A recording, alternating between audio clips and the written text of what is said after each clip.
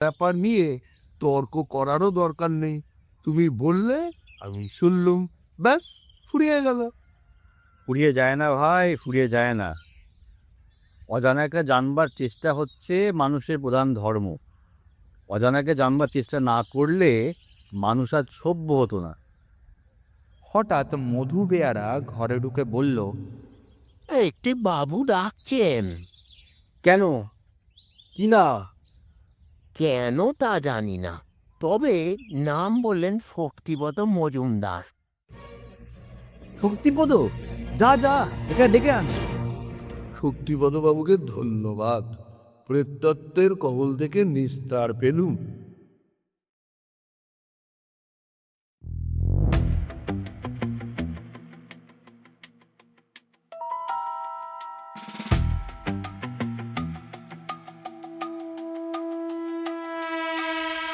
নেমেছে শহর জুড়ে নিঃশব্দ কলকাতা, ছায়ার ভেতর লুকিয়ে আছে অজানা বারতা।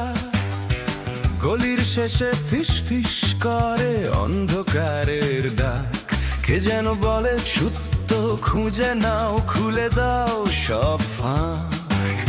ভীষণ জাগে চোখে তার আগুন, রহস্য ভাঙার নেশা তার রক্তে আজও ধুম। পদচিহ্নে লুকিয়ে আছে শত গোপন কথা, একটি সূত্রেই খুলবে আজ অন্ধকারের ব্যথা। ঘড়ির কাঁটা থেমে যায়, নিঃশ্বাস হয় ধীর, মিথ্যার মুখোশ খুলে দেয় সত্যের তীর। শেষে ভোরের আলোয় শহর জেগে ওঠে আবার, বিভীষণের জাগরণে মুছে যায় অন্ধকার।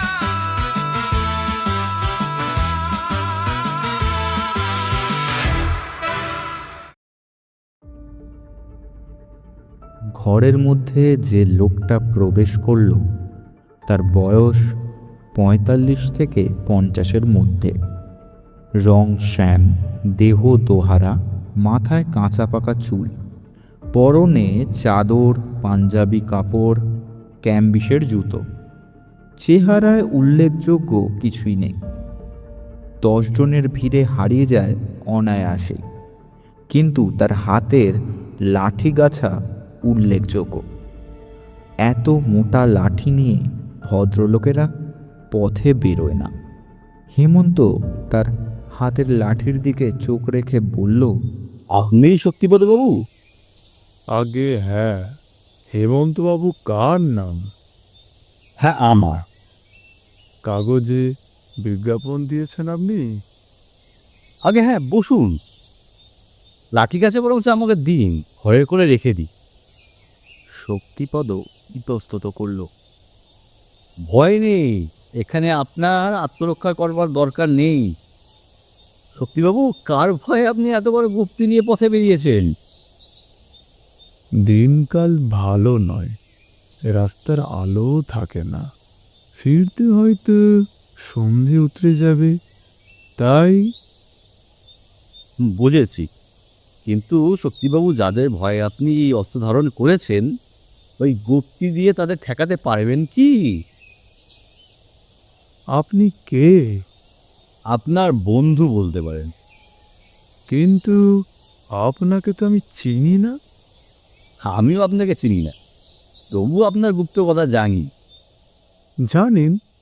কি করে জানলেন? এ এ এ কথা জানতেন শুধু আমার ২ বন্ধু। যদি বলি তাদের কারুর কাছ থেকে আপনার কথা আমি জানতে পেরেছি? অসম্ভব। এক্ষেত্রে অসম্ভবও সম্ভব হয়েছে, কিন্তু আপনার সব কথা এখনও আমি জানতে পারিনি, যা শোনবার জন্য আপনাকে এখানে আমন্ত্রণ করেছি।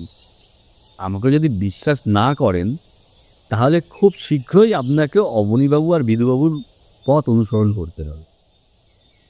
আমাকে রক্ষা করবার শক্তি যে আপনার আছে, এই কথা কেমন করে আমি বিশ্বাস করব? বিশ্বাস করা বা না করা আপনার হাতে। তবে সন্ন্যাসীদের ষড়যন্ত্র থেকে আমিও যদি আপনাকে বাঁচাতে না পারি, তাহলে কলকাতায় আর কেউ বাঁচাতে পারবে বলে মনে হয় না। সন্ন্যাসীদের কথাও আপনি জানেন? আপনার নরবলি ভক্ত গুরুজিরও পরিচয় জানতে আমার বাকি নেই। শক্তিপদ আর ইতস্তত করল না, একেবারে দাঁড়িয়ে উঠে দুই হাতে হেমন্তর দুই হাত চেপে ধরে অকুল কণ্ঠে বলল, তাহলে তাহলে আমাকে রক্ষা করুন। হ্যাঁ, সেই জন্যই আপনাকে ডেকেছি। কিছু না লুকিয়ে সমস্ত কথা আমাকে খুলে বলুন দেখি।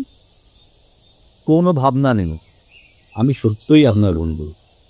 ইতিমধ্যে সতীশবাবু এসে হাজির হলেন।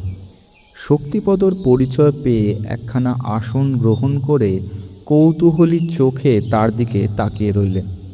শক্তিপদ চেয়ারের উপরে বসে পড়ল, কিছুক্ষণ স্তব্ধ হয়ে রইল, তারপর বলতে আরম্ভ করল। অবনীবিধু আর আমি তিনজনই বন্ধু। আমাদের তিনজনের রুচি আর প্রকৃতি প্রায় একরকম বলে আমাদের বন্ধুত্বের সম্পর্কও হয়ে উঠেছিল বেশি ঘনিষ্ঠ। আমাদের ভিতরে অবনী ছিল সবচেয়ে ধনবান। বিধুর আর আমার অর্থভাণ্ডার অফুরন্ত না হলেও ভালোভাবে সংসার চালিয়ে অপব্যয় করবার ক্ষমতা আমাদের ছিল যথেষ্ট। কিন্তু সাধারণ বিলাসী ধনীর মতো আমরা অর্থের অপব্যয় করতাম না। ছেলেবেলা থেকেই আমাদের তিনজনের ধর্মকর্ম আর সাধু সন্ন্যাসীদের দিকে প্রাণের টান ছিল অত্যন্ত। সদ্গুরুর সন্ধান করবার জন্য আমরা প্রায়ই দেশ ছেড়ে বেরিয়ে পড়তাম। তীর্থক্ষেত্রে সাধুদের ভিড় হয় বলে আমরা ভারতের তীর্থে তীর্থে ঘুরে এসেছি বারংবার। প্রায় 5 বছর আগে বিন্ধ্যাচলে একজোটা স্বামীর নামে এক বামাচারী তান্ত্রিক সন্ন্যাসীর সঙ্গে আমাদের সাক্ষাৎ হয়। বিপুল দেহ ও দীপ্ত চক্ষু, বর্জ্যগম্ভীর কণ্ঠস্বর। তিনি বাক্য সংযমে অভ্যস্ত।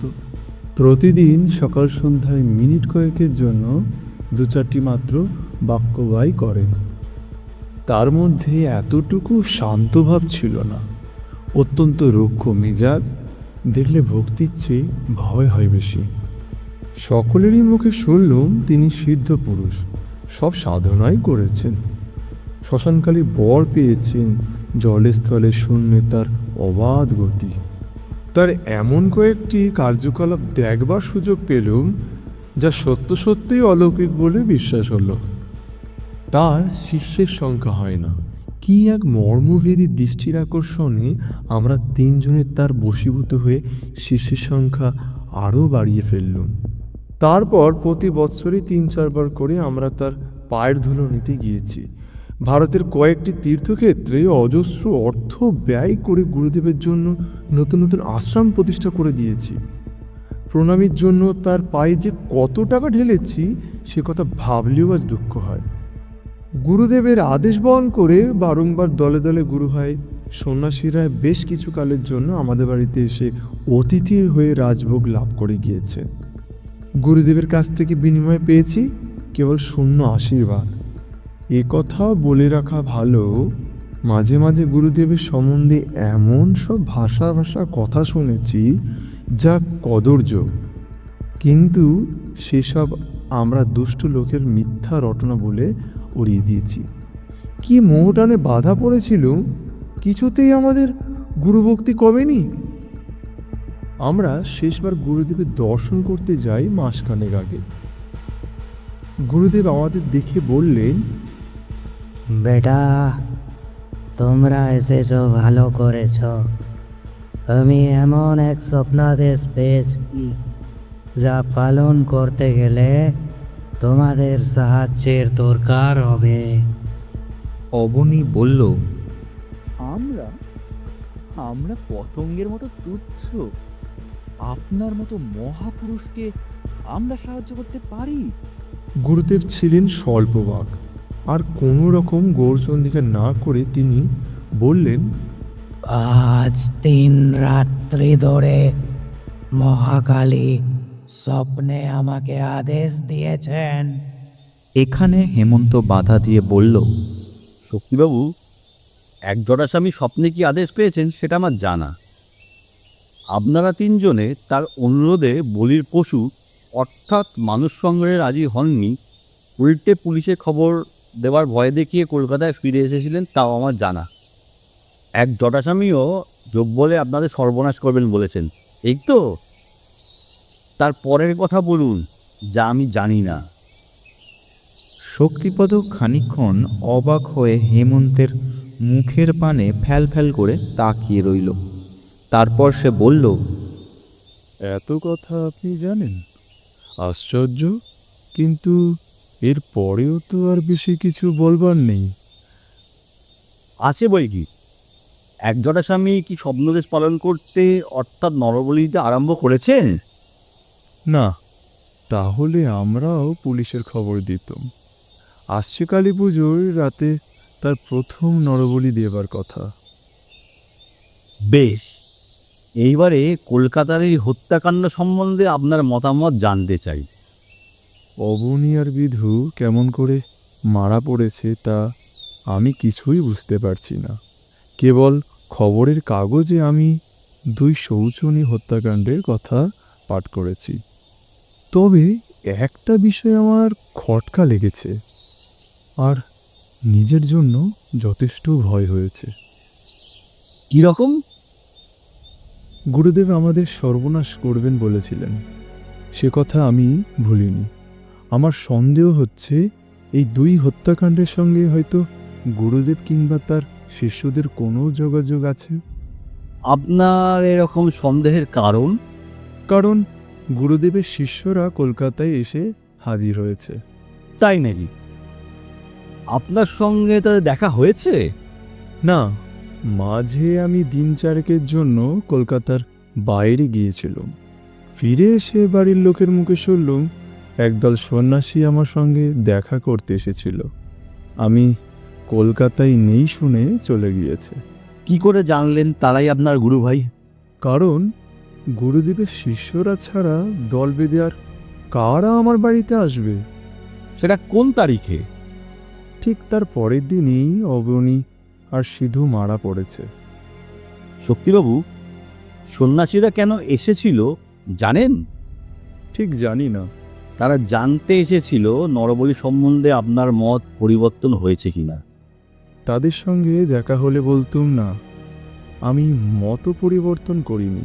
তাহলে পরের দিন আপনাকেও পৃথিবী থেকে বিদায় নিতে হতো। কি বলছেন আপনি? হ্যাঁ, এই আমার অনুমান।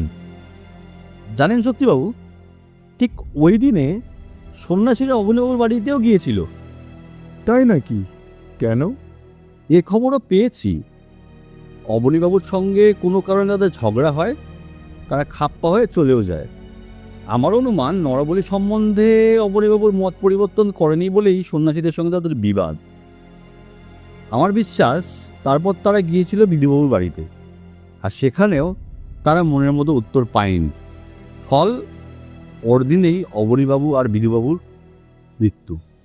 কি ভয়ানক! আপনি যে তারিখ বললেন তাইতেই বোঝা যাচ্ছে সন্ন্যাসীরা ওই দিনেই আপনারও বাড়িতে গিয়েছিল। আপনিও যদি তাদের বিপক্ষতা করতেন, পরদিন তাহলে অবনীবাবু আর বিধুবাবুর সঙ্গে আপনাকেও পরলোকে প্রস্থান করতে হতো। কিন্তু আপনি যে এখনও সশরীরে আমাদের সামনে বিদ্যমান আছেন, তার কারণ হচ্ছে প্রথমত সন্ন্যাসীরা আপনার মত জানতে পারে, দ্বিতীয়ত তারা খবর পেয়েছিল আপনি যাদের নাগালে অর্থাৎ কলকাতার বাইরে চলে গিয়েছেন। বলেন কি হেমন্তবাবু, এতক্ষণ পরে আমি আপনার বিজ্ঞাপনের অর্থ বুঝতে পারলাম। যা হয়ে গেছে তা হয়ে গেছে। এইবারে আমাদের সাবধান হতে হবে। এক জটাস্বামী যোগ বলে আপনাদের সর্বনাশ করবেন বলেছিলেন, এই কথার অর্থ কি? জানি না। গুরুদেবের কিছু কিছু অলৌকিক শক্তি দেখে বিস্মিত হয়েছি, কিন্তু এটাও জানা কথা যে অনেক সময় ম্যাজিককেও অলৌকিক ব্যাপার বলে ভ্রম হয়। আচ্ছা, সন্ন্যাসীদের কলকাতায় আস্তানা কোথায় বলতে পারেন? গড়িয়াহাটা থেকে খানিক তফাতে জঙ্গলের ভেতরে একটি পুরনো ভাঙা কালী মন্দির আছে। এক জটাস্বামীর অনেক চেলা সেইখানেই এসে থাকেন। কলকাতায় সন্ন্যাসীদের আর কোনো আস্তানা আছে বলে জানি না। আচ্ছা, সে খোঁজ আমরা নিয়ে নেব। কালি কলম নিয়ে বসুন দেখি। আমার কথা মতো আপনাকে একখানি চিঠি লিখতে হবে। শক্তিপদ বিস্মিত চোখে হেমন্তর মুখের পানে তাকালো, কিন্তু কোনো প্রতিবাদ না করে কালি কলম নিয়ে বসল।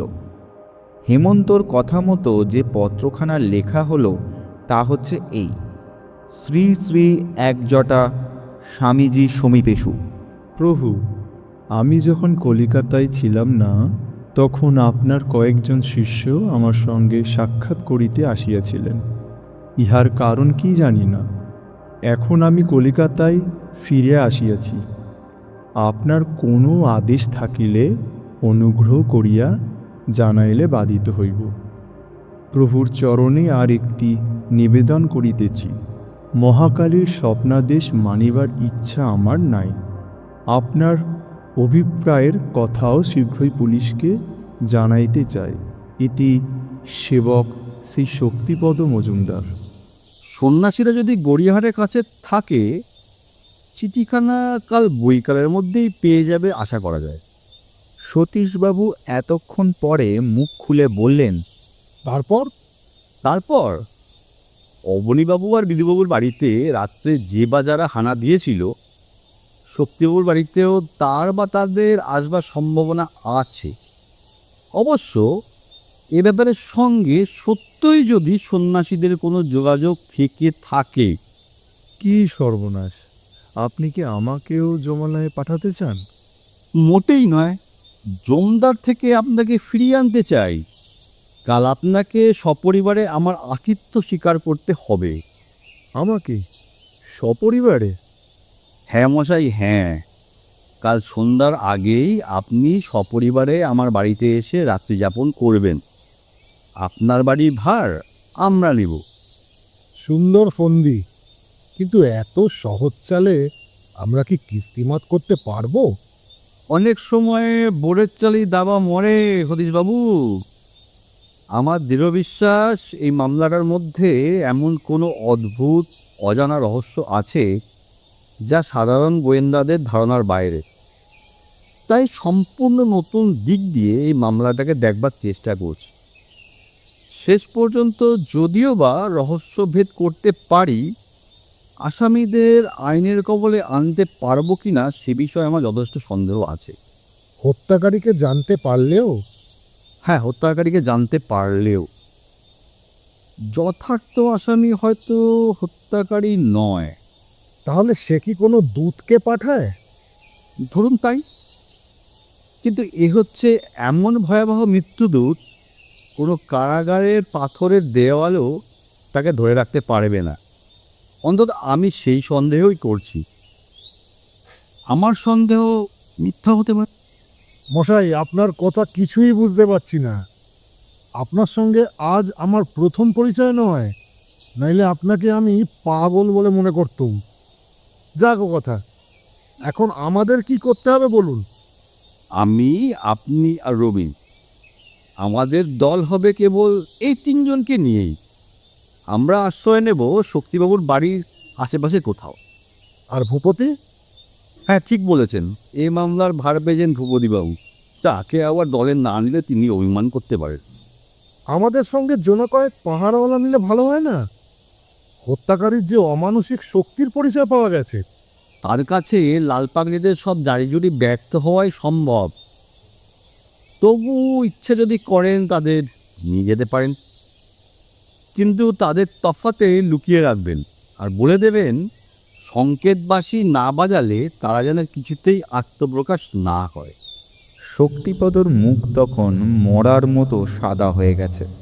তাকে উৎসাহ দেবার জন্য সতীশবাবু বললেন, আপনার কোনো ভয় নেই মশাই, আপনি এখানে নিরাপদেই থাকবেন, কারণ হত্যাকারীরা এ ঠিকানা জানে না। আপনার বিপদের ভার গ্রহণ করব আমরাই। শক্তিপদর বাড়ির সদর দরজায় ঢুকতে গেলে ছোট একটি জমি পড়ে।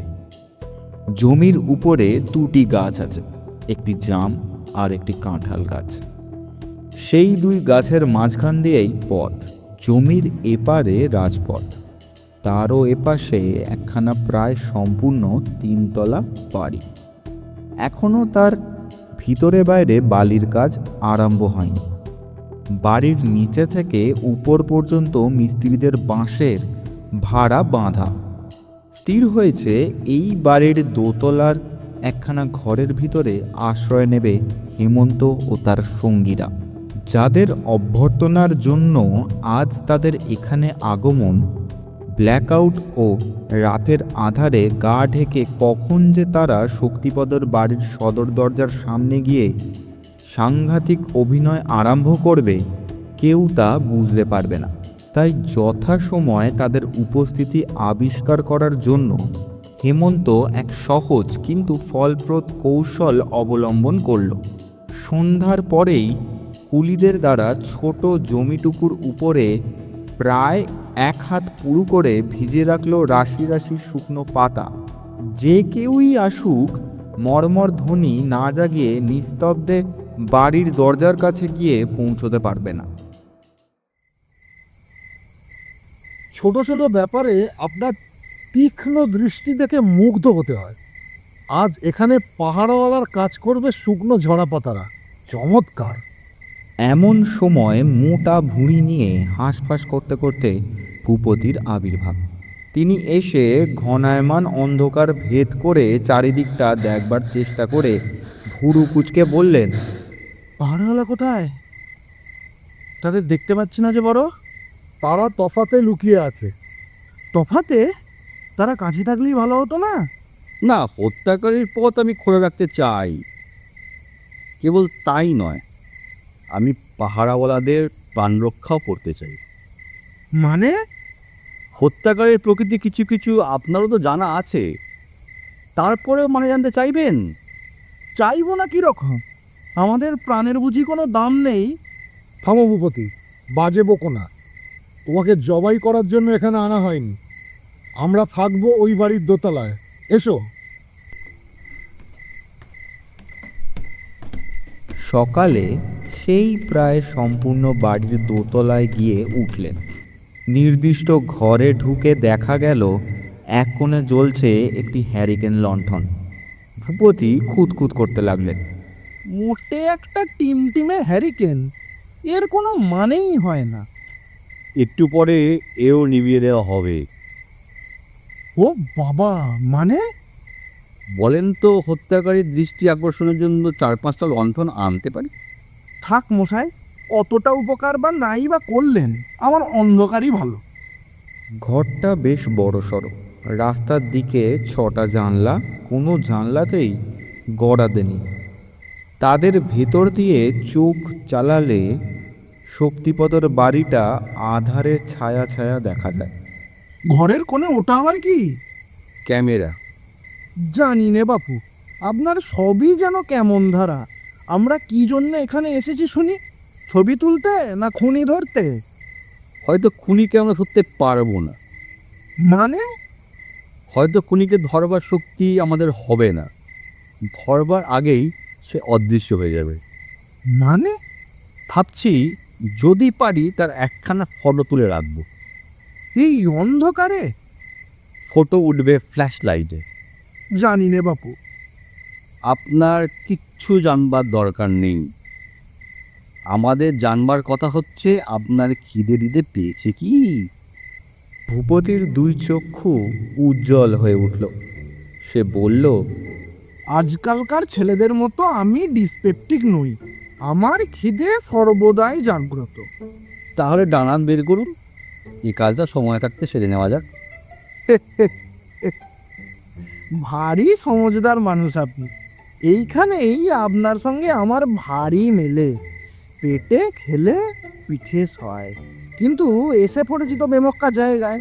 আর খাবারের ফর্দ নিশ্চয়ই খুব ছোট। নিশ্চয়ই বড় নয়। Fish salad, chicken omelette, chicken roast, keema curry আর কাশ্মীরি পোলাও।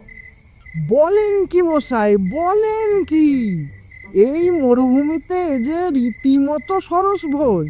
কই কই, 2-1খানা ডিশ ধীরে ধীরে ছুঁড়ে মারুন দেখি।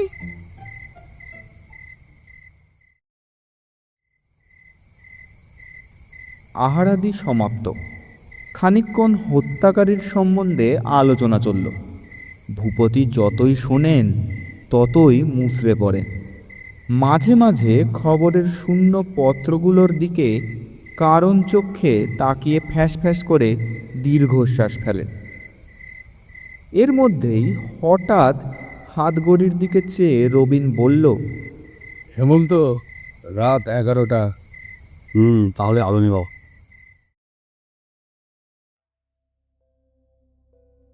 ঘর অন্ধকার, বাইরেও চোখ প্রায় অচল। কেবল আকাশে জেগে আছে অলোকের ম্লান স্মৃতি মাত্র। ভূপতি সকলের অগোচরে চুরি করে একটু ঘুমিয়ে নেবার জন্য দেওয়ালে ঠ্যাস দিলেন। তিনি হেমন্ত ও রবিনের জন্য নির্দিষ্ট চিকেন রোস্ট আর ফিশ কাটলেট পর্যন্ত নিজের পাতে টেনে নিয়েছেন, আর কাশ্মীরি পোলাও এত বেশি পেটে ঠেসেছেন যে সকলেরই ভাগে কম পড়ে গিয়েছে। এরপরে মানুষের আর সজাগ হয়ে থাকা প্রায় অসম্ভব। সতীশবাবু মৃদুস্বরে হেমন্ত ও রবিনের সঙ্গে কথা কইতে লাগলেন। রাত 12টা। ইতিমধ্যে গ্যাসের ক্ষীণ শিখাগুলো একেবারে যেন নিভিয়ে দিয়ে গেল। পুরো ব্ল্যাক আউট। রাজপথে নেই জনপ্রাণীর পদশব্দ। অন্ধকার আর অন্ধকার। রাস্তার ধারের বাড়িগুলো যেন অধিকতর নিবিড় অন্ধকারের নিরেট প্রাচীর। কি স্তব্ধতা! যেন শরীরই যেন চেষ্টা করলে তাকে 2 হাত দিয়ে চেপে ধরা যায়, যেন হিংস্র জন্তুর মতো সে বুকের ওপর বসে দম বন্ধ করে দিতে পারে। সেই নীরব ছিন্ন স্তব্ধতার অদৃশ্য অন্তঃপুরে বসে নিশিথিনী যেন একটানা গান গেয়ে চলেছে। ঝিমঝিম ঝিমঝিম ঝিমঝিম ঝিমঝিম। যারা প্রাণের গানে শুনতে পায় তারাই বোঝে সেই মৃত্যু সঙ্গীতের অর্থ কী। কিন্তু সেই ভয় ভরা মন্দ মানব স্তব্ধতাকেও যেন অস্থির করে তুলছে ভূপতির বিস্ময়কর নাসাযন্ত্রের অবিরাম ঘর ঘর ঘর ঘর গর্জন। মানুষের এতটুকু নাক এত বেশি গর্জন করতে পারে? রবিন বিস্মিতভাবে সেই কথাই ভাবছিল। তারপর সে আর সইতে পারল না। ভূপতিকে ধাঁ করে এক ধাক্কা মেরে বলল, উঠুন ভূপতিবাবু, আপনার নাসিকার বেয়ারা হুঙ্কার শুনলে খুনি আর এপারা মানাবে না। ভূপতি ধরপর করে উঠে বসে তাড়াতাড়ি রিভলভার হাতে দিয়ে প্রায় চিৎকার করে বলল, হ্যাঁ, কি বললে পতিত? সে এসেছে? ভয় নেই, ভয় নেই, ভয় নেই। আমার নাক ডাকলেও আমি ভয়ঙ্কর জেগে থাকি। চুপ করো ভূপতি, তোমার পতিত এখানে নেই। ভুল হয়েছে স্যার, আমিও জানি। পতিতের ছুটি এখনও মঞ্জুর হয়নি। সে গিয়েছে পাজির পাঁঝারা একজটা স্বামীর আখড়ার উপরে কড়া পাহারা দিতে। দোহাই তোমার, চুপ করো। এরপরে নাক ডাকানো বা কথা বলা কিছুই চলে না। সুপিরিয়র অফিসারের হুকুম। ভূপতি সত্যি সত্যিই চুপ। অন্ধকার ঘুটঘুট, স্তব্ধতা থমথম। রাত গাইছে ঝিমঝিম ঝিমঝিম। কোথাকার একটা প্রকাণ্ড ঘড়ি অচম্বিত পের্শিকের মতো চেঁচিয়ে উঠল। রাত 1টা। আকাশের তারাগুলো হঠাৎ যেন মহা আতঙ্কে সচকিত। 3-4টে জোনাকি নিবে আর জ্বলে বাজাচ্ছিল আলো আধারের নিবিড় নূপুর। হঠাৎ তারা এলোমেলো গতিতে উড়ে পালালো কে জানে কোথায়। অন্ধকারও যেন বিপুল এক আহত গরুরের মতো অসহ্য যন্ত্রণায় করতে লাগলো ছটফট। মৃত রাজপথ যেন কোনো বিপুল পদভরে জ্যান্ত হয়ে উঠল। হেমন্ত ফিস ফিস শব্দে বলল, সতীশবাবু তখনই হেমন্তর ডাকে মাথা নাড়লেন। ভূপতি সজোরে রবিনের হাত চেপে ধরে শিউরে উঠে বলল, কিসের শব্দ? চুপ। ও কি কারোর পদধ্বনি, না কম্পিত পৃথিবীর স্থবিত আত্মার উপরে ভেঙে পড়েছে কোনো প্রচণ্ড উপগ্রহ? ও শব্দ আরেক রাত্রে শুনেছে হেমন্ত ও রবীন। আর এক রাত্রে, সেই রক্তাক্ত অসম্ভব রাত্রে, কোথা থেকে 3-4টে নিদ্রেখিত কুকুরের অতি কাতর যেন নেতিয়ে পড়া আর্তনাদ ডাকল।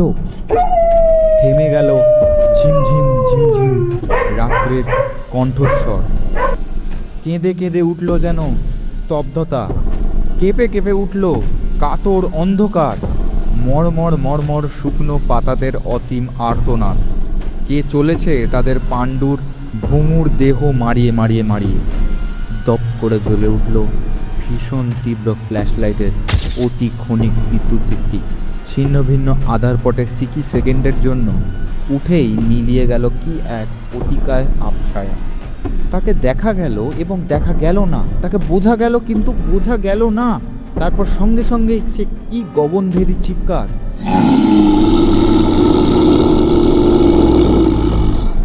সে কি গর্জন, সে কি আর্তনাদ, সে কি সিংহনাদ, সে কি হে কি! আবার অতি অতি অতি দ্রুত ধুরুম ধুরুম ধুরুম ধুরুম শব্দ। সে কি পদশব্দ না ভূমিকম্প? কিন্তু কে এলো, কে গেল? রাত তখনও ফুরোয়নি। বাইরে তখনও দুঃস্বপ্নের মতো অন্ধকার। শহর তখনও ঘুমন্ত। কিন্তু হেমন্তর বৈঠকখানার ভিতরটা আলোর আশীর্বাদে আনন্দময়।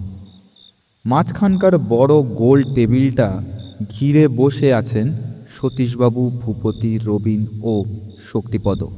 হেমন্ত দাঁড়িয়ে আছে টেবিলের উপরে 2 হাত রেখে। সে বলছিল, আমি যা বলি মন দিয়ে শুনুন। বিশ্বাস না হলেও দয়া করে প্রতিবাদ করবেন না। যে ঘটনাগুলো ঘটে গেল, আমার কথার সঙ্গে মনে মনে সেগুলো মিলিয়ে দেখুন। তাহলে নিজেদের মন থেকেই সমস্ত প্রশ্নের উত্তর পেয়ে যান। আমার প্রথম থেকেই ধারণা হয়েছিল বর্তমান মামলার সঙ্গে অলৌকিক রহস্যের সম্পর্ক আছে। কেন আমার এই ধারণা হয়েছিল তার যুক্তি দিয়ে বোঝাবার দরকার নেই, কারণ তার প্রমাণ আমরা সচক্ষে দেখেছি। আমি বুঝলুম যিনি এ মামলার কিনারা করতে চাইবেন তিনি খালি গোয়েন্দা হলেও চলবে না, তাকে আরও কিছু হতে হবে। গোয়েন্দার কাজ সাধারণ অপরাধী ধরা, অলৌকিক রহস্যের মীমাংসা করবার শক্তি তাদের নেই। এই মামলার সাধারণ দিকটা খুবই সহজ। যে কোনো নিম্ন শ্রেণীর পুলিশ কর্মচারীরও সন্দেহ আর দৃষ্টি আকৃষ্ট হতো সন্ন্যাসীদের দিকে। তিনি সন্ন্যাসীদেরই অপরাধী বলে সন্দেহ করতেন, কিন্তু তবু তাদের ধরতে বা স্পর্শ করতে পারতেন না, কারণ তাদের ধরবার প্রমাণ কেবলমাত্র গোয়েন্দাবিদ দ্বারা পাওয়া সম্ভব নয়। এমনকি আইনের সাহায্যেও তাদের অপরাধ প্রমাণিত হবে না। আমিও তাদের গ্রেপ্তার করতে পারবো বলে মনে হচ্ছে না। তবে আপনাদের কাছে তাদের অপরাধ যে প্রমাণিত করতে পারবো এমন আশা আমার আছে।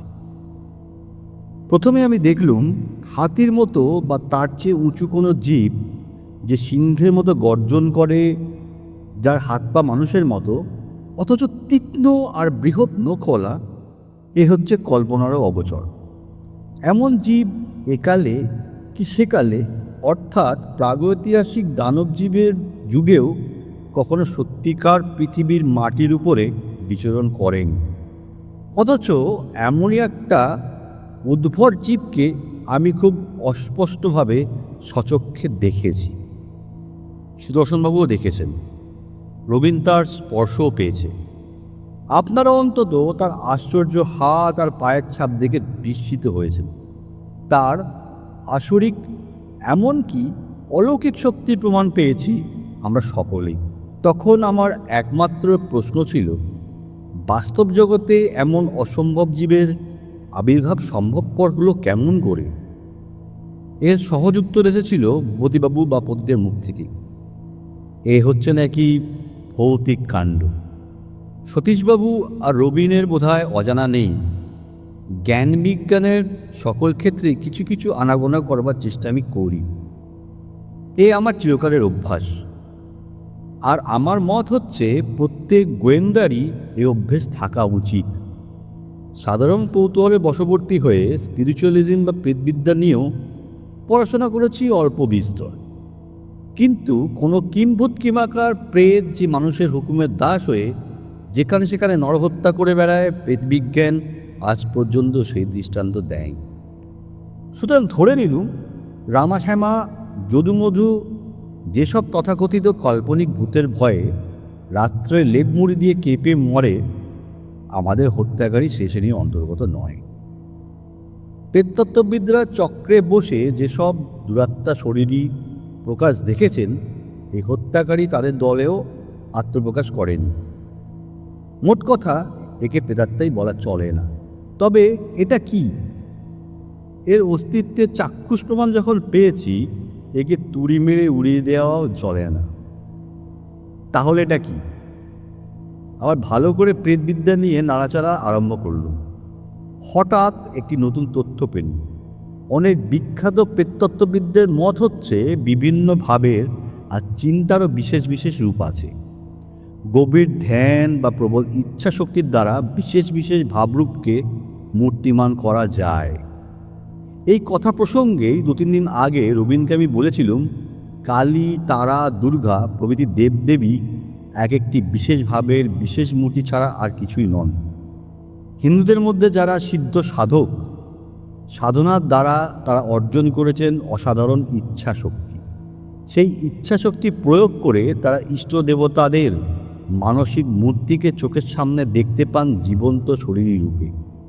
ভাবতে লাগলুম, কোনো সাধু যদি শক্তি অর্জন করবার পর সাধনপচ্যুত হয়ে দুষ্ট অভিপ্রায়ে ভীষণ কোনো হিংস্র ভাব জীবন্ত আর মূর্তিমান করতে চান, তাহলে সে চেষ্টাও তো অনায়াসেই সফল হতে পারে। কথাটা শুনতে অদ্ভুত বটে, কিন্তু অসম্ভবও নয়। অলৌকিক শক্তিশালী পাপাচারী বহু কাপালিকের কথা শোনা গিয়েছে। ভাবতে ভাবতে আমার মনে সন্দেহ পরিণত হলো দৃঢ় বিশ্বাসে। তারপর বিধুবাবুর ডায়েরি লেখাটুকু পড়ে আমার মন বলে উঠল, এক্ষেত্রেও যখন এক দুরাচার কাপালিকের সন্ধান পাওয়া গেল, তখন সকল সন্দেহ ধুলোর মতো উড়িয়ে দাও ঝোড়ো বাতাসে। সূত্র পেলুম, যদিও এই সূত্র আদালতে গ্রাহ্য হবে না, কিন্তু আদালতে প্রমাণিত হয় না বহু সত্য কথাই। আমরা সকলেই হিপনোটিজম বা যোগনিদ্রা বা সম্মোহন বিদ্যার শক্তি দেখেছি। তাকে অলৌকিক শক্তি বললেও মিথ্যা হবে না। অপরাধের ক্ষেত্রে বহুবার নিশ্চিন্তরূপে জানা গিয়েছে, দুষ্ট সম্মোহনকারীর ইচ্ছাশক্তির দ্বারা চালিত হয়ে অনেকে নরহত্যা বা চুরি করেছে। আদালত তবু সম্মোহন বিদ্যাকে সত্য জেনেও সত্য বলে মেনে নেয় না, সম্মোহনকারী শাস্তিও পায় না। আন্দাজ করলুম, পাপী একজোটা স্বামী কোনো বিভীষণ ভাবরূপকে ইচ্ছাশক্তির দ্বারা দেহি ও জ্যান্ত করে তুলেছে, আর তার দ্বারাই পথের কাঁটা সরাবার আশ্চর্য চেষ্টা করছে। সে বামাচারী কাপালিক ধর্মোন্মাদের বশবর্তী হয়ে 12টি নরবলি দিতে চায়, কিন্তু অবনী, বিধু আর শক্তিপদ চান পুলিশে খবর দিয়ে তার এই ভীষণ ব্রত ভঙ্গ করতে। একজোটা স্থির করেছে 3 জনকেই বধ করবে। এমনকি সে নিজের মুখেই বলেছে এদের সর্বনাশ করবে যোগ বলের দ্বারা। একজোটা সম্বন্ধে সন্দেহ রইল না বটে, কিন্তু তবু আমার দুর্ভাবনা কমল না। এক্ষেত্রে কোনো বিভীষণকে সৃষ্টি করা হয়েছে? তার প্রকৃতি আন্দাজ করতে পারি, কিন্তু তার আকৃতি কি? তার আকৃতি তো খালি আন্দাজ করলেই চলবে না।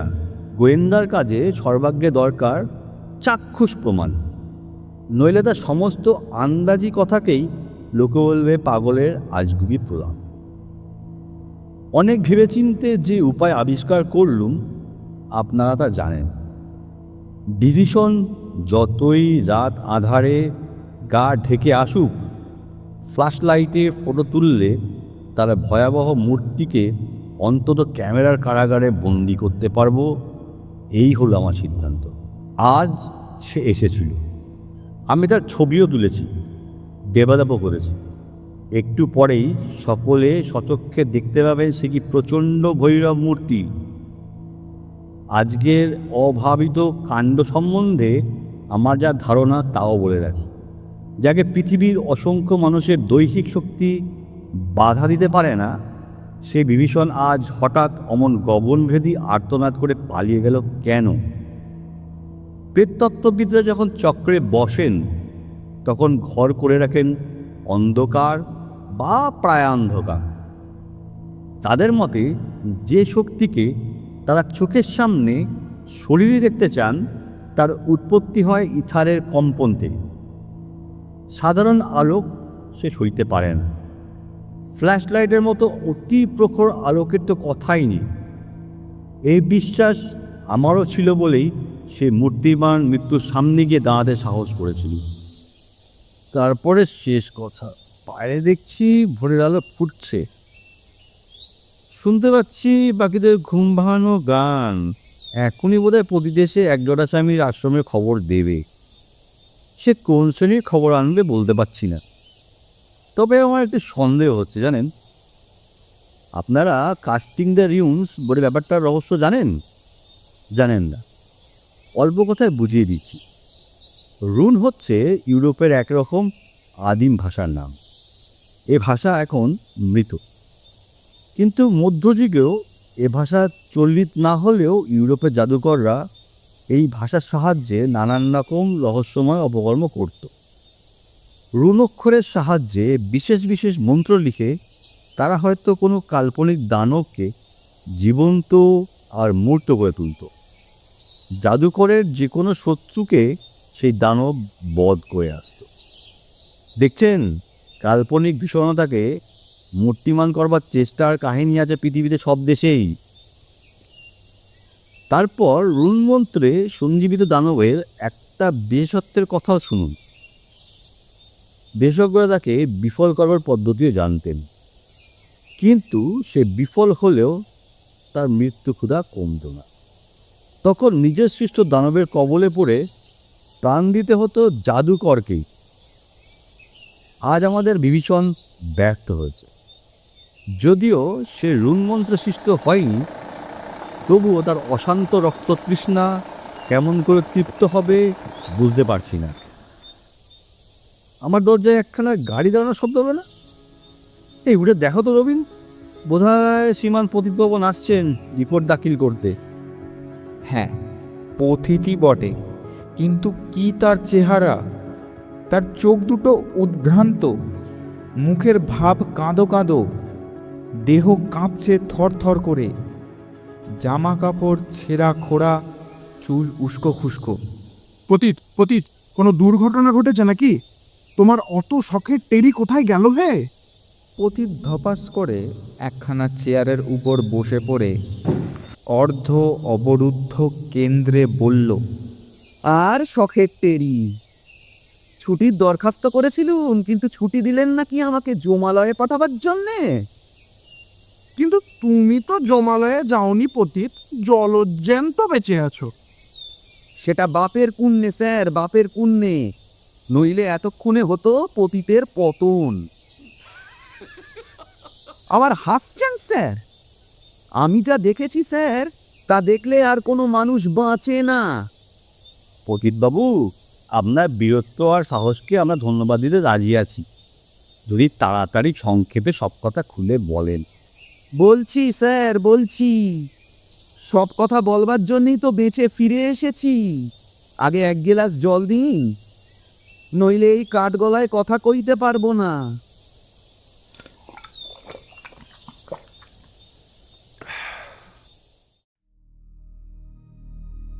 রীতিমতো জঙ্গলের মধ্যে এক পোড়ো কালী মন্দির। সেইখানেই ৫-৬খানা মাটির ঘর বানিয়ে আড্ডা গেড়েছে ১০-১২ জন হিন্দুস্তানি সন্ন্যাসী। বেটাদের চেহারা দেখলেই ভয় হয়। রীতিমতো জঙ্গলের মধ্যে এক পোড়ো কালী মন্দির, সেইখানেই ৫-৬খানা মাটির ঘর বানিয়ে আড্ডা গেড়েছে ১০-১২ জন হিন্দুস্তানি সন্ন্যাসী। বেটাদের চেহারা দেখলেই ভয় হয়। সন্ধ্যের আগেই আমি পাহারাওয়ালাদের নিয়ে চুপি চুপি চারিদিক ঘেরাও করে ফেললুম। আমি নিজে গিয়ে উঠলুম একটা বটগাছের উপরে। সেখান থেকে আঁকড়া সমস্তটা দেখা যায়। তারপর সন্ধে হলো, আর এলো ঘুটঘুটে অন্ধকার। আমারও চোখ হয়ে গেল অন্ধ। বলতে লজ্জা নেই স্যার, আমি একটু একটু ভূত বিশ্বাস করি। মনের ভিতর যা হচ্ছিল তার বলবার নয়, কিন্তু কি করব, ডিউটি ইজ ডিউটি। রাত প্রায় 8টার সময় দেখলুম সন্ন্যাসীরা মন্দিরের সামনের জমিতে গোল হয়ে বসে আছে। তারা একটা ধুনি জ্বালিয়েছিল। তার ভিতর থেকে যদিও আগুনের শিখা বেরোচ্ছিল না, তবু জাগছিল কেবল একটু একটু আলোর আভা। সেই আভায় সন্ন্যাসীদের মূর্তি ঝাপসা ছায়ার মতো দেখা যাচ্ছিল বললেও ভুল হয়। একদল কালি দিয়ে আঁকা মানুষ যে ওখানে এসে বসে আছে, আমি খালি এইটুকুই আন্দাজ করতে পারছিলুম। তারপরেই শুনতে পেলুম সন্ন্যাসীরা একসঙ্গে বিড়বিড় করে কি সব মন্ত্র পড়ছে। এইভাবে কেটে গেল অনেকক্ষণ। মশা নানা রকম পোকামাকড়ের কামড়ে ছটফট করতে করতে আমি তখন ভাবছি কতকগুলো বাজে সন্ন্যাসীর একঘেয়ে মন্ত্র পড়া শোনবার জন্যে কেন নরক যন্ত্রণা ভোগ করতে এখানে পাঠানো হলো। তখন হঠাৎ চমকে উঠে তাকিয়ে দেখি সন্ন্যাসীদের মণ্ডলের মাঝখান থেকে দুলে দুলে উঠছে যেন একটা বিদঘুটে ছায়া। খুব তীক্ষ্ণ চোখে তাকিয়ে রইলুম, তবু বুঝতে পারলুম না যে ছায়াটা কিসের। আরও আশ্চর্য এই যে দেখতে দেখতে ছায়াটা ক্রমেই যেন ঘন হয়ে উঠতে লাগলো। ক্রমশ অন্ধকারের চেয়েও কালো অন্ধকারের মতন হয়ে উঠল। তখন মনে হলো এটা তো সাধারণ ছায়া নয়, এ তো মস্ত এক ছায়ামূর্তি। সে লম্বায় হবে প্রায় 13-14 হাত। বললে আপনারা বিশ্বাস করবেন না, ছায়ামূর্তিটাকে মনে হচ্ছিল যেন নিরেট, আর তার ওপর দিকে জল জল করে জ্বলছিল দুটো নীল আগুনের গোলা। তারপরেই শব্দ শুনলুম, হুম হুম হুম হুম, ঠিক যেন প্রকাণ্ড হাঁড়ির মধ্যে ফাটছে হুম হুম করে বোমার পর বোমা। সন্ন্যাসীদেরও মন্ত্র পড়ার ধুম বেড়ে উঠল। সে তো মন্ত্র পড়া নয়, যেন সংস্কৃত ভাষায় তর্জন গর্জন। বারবার আমার মনের অবস্থার কথা বলে আপনাদের আর বিরক্ত করব না। আমার মন যে কেমন করছিল কথায় তা বোঝানো অসম্ভব। ওই সব দেখে শুনে আমি বেঁচেছিলুম এই মাত্র, যাকে বলে কণ্ঠাগত প্রাণ। হঠাৎ দেখি ছায়ামূর্তিটা অদৃশ্য। কানে শুধু শব্দ জাগলো, ভ্রাম ভ্রাম ভ্রাম ভ্রাম। কার পায়ের চাপে হচ্ছে থরথর ভূমিকম্প। ভয়ে আমি গাছের ডালের সঙ্গে একেবারে যেন মিশিয়ে রইলুম। ধরাম ধরাম শব্দ আর ভূমিকম্প থামলো, কিন্তু সন্ন্যাসীদের মন্ত্র পড়া থামলো না। তখন তারা যেন খেপে গিয়ে দস্তুর মতো চিৎকার করে মন্ত্র পড়ছিল। তারপর যে আরো কতক্ষণ ধরে আমি সেই বুকুরে মন্ত্রপাঠ শুনলুম তা জানেন কেবল খালি ভগবান। নিজের সময় গান আমি একেবারে হারিয়ে ফেলেছিলুম। হঠাৎ আবার সেই বিশ্রীকাণ্ড, ধরাম ধরাম আওয়াজ আর সেই ভূমিকম্প। আমার খানিক তফাৎ দিয়ে বয়ে গেল যেন একটা দমকা ঝড়। গাছের পাখিরা পর্যন্ত আঁতকে চেঁচিয়ে উঠল। তারপর যা হলো তার আমি বর্ণনা করতে পারবো না। মন্ত্রপাঠের ধ্বনি গেল থেমে, তার বদলে জাগলো আচম্বিতে আকাশ পাঠানো সিংহনাদ। হুঙ্কারের পর হুঙ্কার, অট্টহাস্যের পর অট্টহাস্য, বিভৎস